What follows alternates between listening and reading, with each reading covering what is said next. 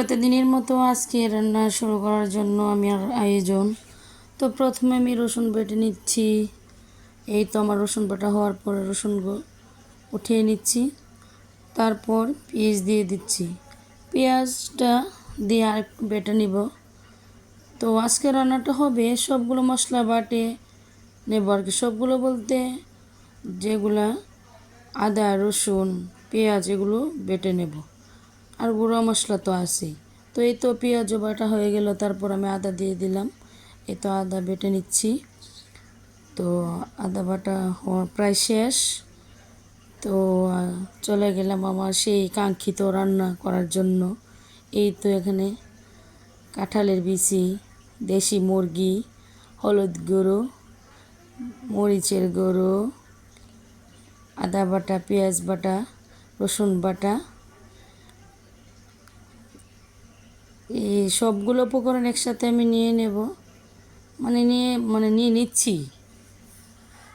তো তারপরেই তো কড়াইতে আমি পেঁয়াজ দিই, একটু নাড়াচাড়া পেঁয়াজটা ভাজা ভাজা করে রসুন বাটা দিয়ে দেব।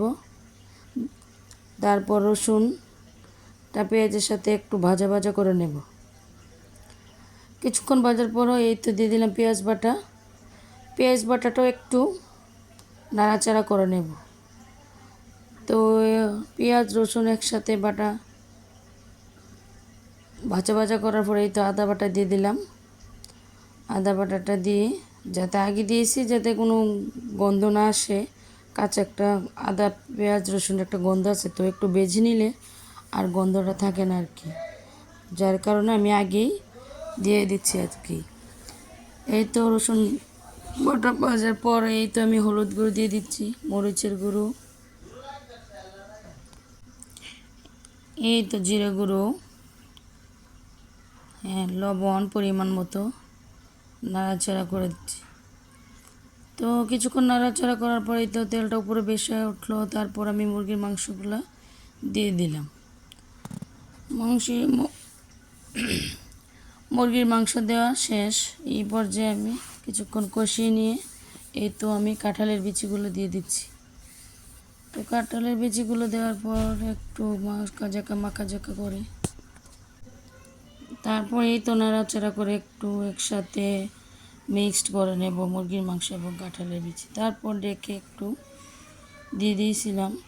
পরে ঢাকনা উঠিয়ে দেখলাম তেল উপরে উঠে আসছে। এই পর্যায়ে আমি এই মুরগির মাংসের মধ্যে পানি দিয়ে দেব।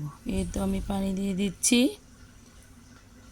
তো পানি দেওয়ার পর কিছুক্ষণ, বেশি জাল দিতে হবে না, যেহেতু মুরগিটা বেশি বয়স হয় নাই। তো দেখেন প্রায় মুরগি হওয়ার শেষ পর্যায়ে। এই তো আমার স্বাদের মুরগি কাঁঠালের বিচি রান্না।